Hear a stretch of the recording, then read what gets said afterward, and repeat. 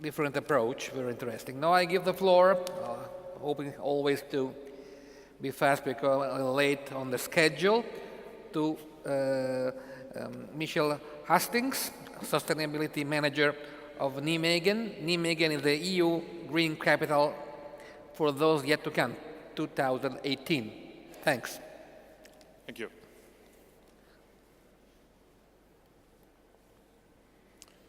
What a great honor for the city of Nijmegen to be on this beautiful stage in this very famous city. Thank you, Florence, for the invitation.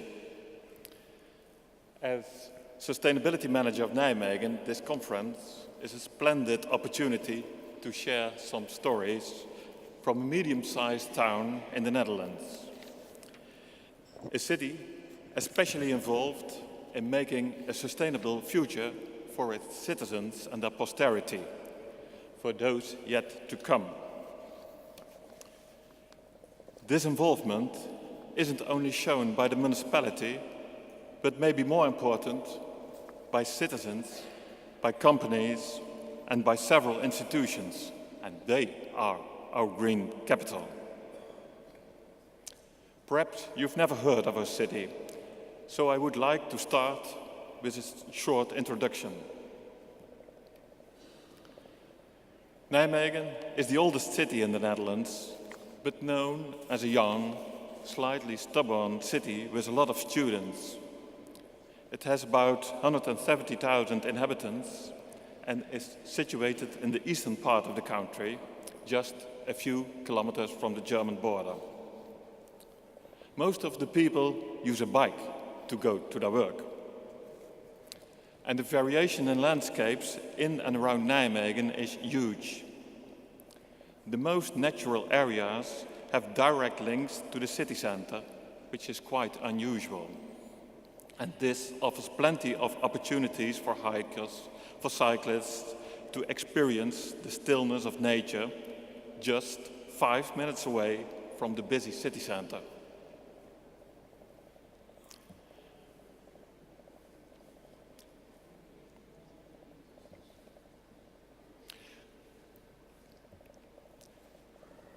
Nijmegen is also a work in progress. Facing the River Waal, the Dutch branch of the River Rhine, the city will change dramatically in the coming years due to large development projects along both banks of the river. Soon the river will no longer flow past Nijmegen, but right through it. Nijmegen is partnering the River Waal. But the river doesn't only bring opportunities. Due to climate change, risks caused by heavy rainfall are increasing. So let's go back 20 years in time. In 1995, the Nijmegen River region was almost flooded after extreme rainfall caused the River Waal to rise to unprecedented levels. 250,000 people had to be evacuated. If the dikes had failed, thousands of houses would have been covered by more than 6 meters. Luckily, they didn't. The analysis made afterwards revealed that one of the main problems was a bottleneck just in the center, in the very center of Nijmegen, a bottleneck of the river. Raising dikes wasn't the best solution for Dutch water engineers. So they developed a plan to widen the floodplain instead. The river dikes had to be moved 350 meters inland and 50 houses had to be demolished. And while this plan was very detailed in a technical sense, it failed to involve the residents in the northern part of the city. And they were extremely angry. They protested the plan en masse. These protests, however, marked the start of a new, different and much more successful approach. In several sessions, attended by community groups, by city planners, by the national government and the region's water board, new solutions were developed for a more holistic approach to the project and its influence on the environment. And in the end, a new method of water management was born. And the results so far. Now we have a unique urban river park just opposite the city center with a river bypass 4 kilometers long. We have 3 newly designed bridges and an island with perfect opportunities for recreation and nature. And we have very proud inhabitants. They're already enjoying the new island and the river bypass.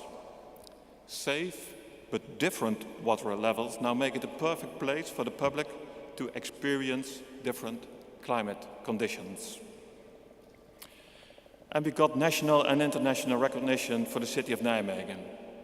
The city won the International Waterfront Award, with the jury praising the project for setting an international standard.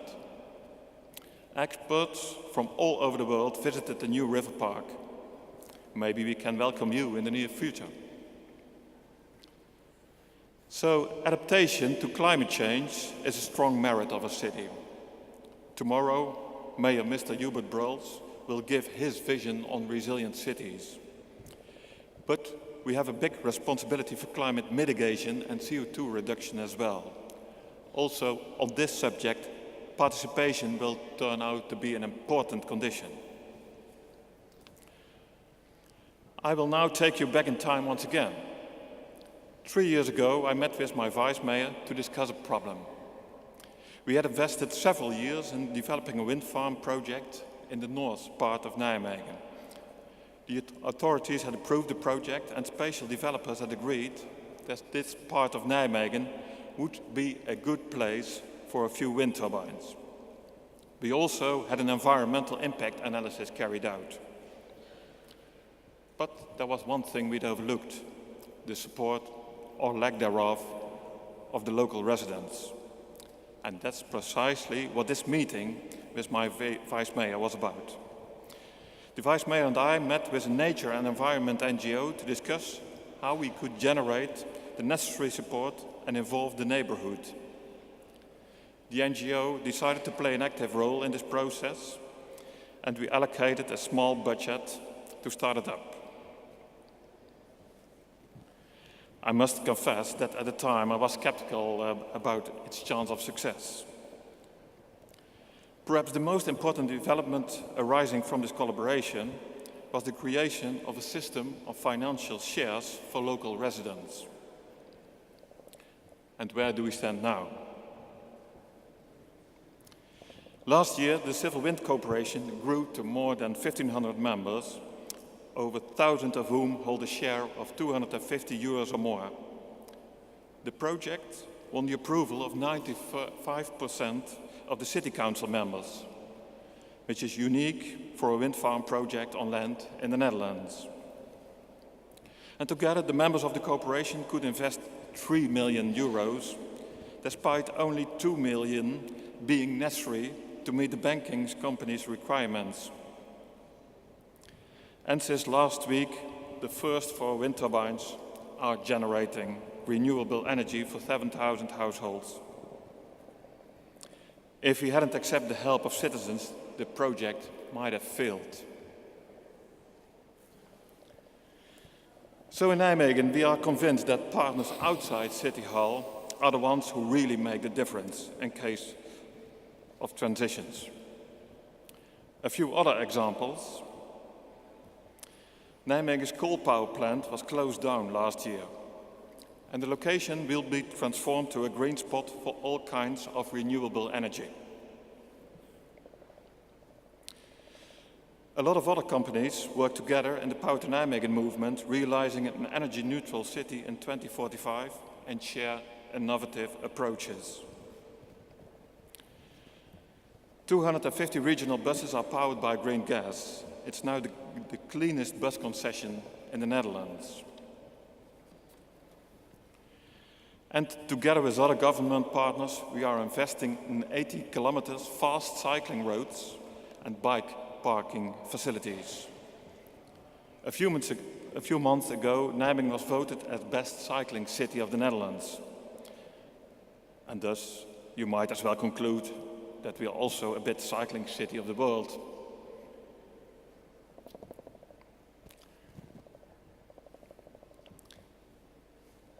And of course, I'm proud to say that in June of this year, the European Commission awarded our approach with the 9th European Green Capital Award. To conclude, in the opinion of Nijmegen, cooperation with partners is crucial for a successful road towards a sustainable future. I'll give you a summary of our approach. We set a long-term strategy and make a short-term program. We support and connect local initiatives, even if they are small. We take the lead in projects with a citywide impact. And also we invest in our role as launching customer, as buyer of green products. And we monitor, share, and celebrate successes.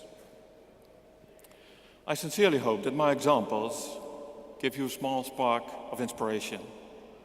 And I'm convinced that together we can find solutions for a more sustainable world. And on behalf of all partners in Nijmegen, our Green Capital, I wish you and those yet to come all the best. I would like to show you a short film that was part of our presentation for the jury of the European Commission. Thank you very much.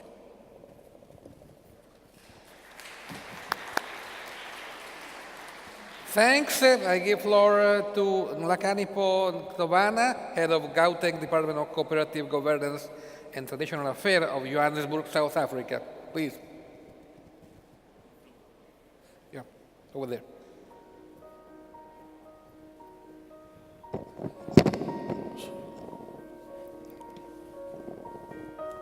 In a world that's spinning out of control, it's good to take the time to reflect. Reflect on what is really important.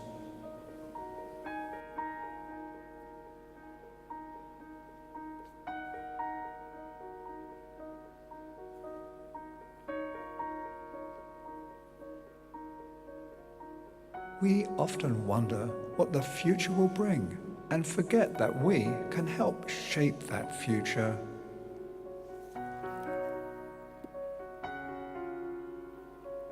But at the same time, we should realize that every major change starts as just a speck in time.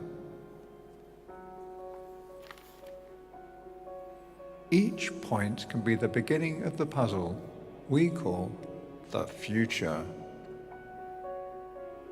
Now is the time to make choices that will make our children proud. Anything is possible.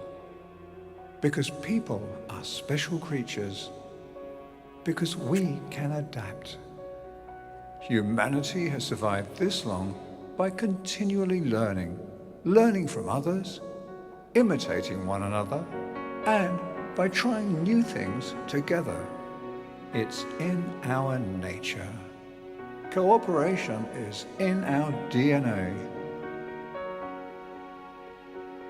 Great innovations arise when you bring people together and share knowledge. We find that when you give people the space, hundreds of grassroots ideas rise to surface. Because everyone's good at something. Individuals may be smart, but together we're wise.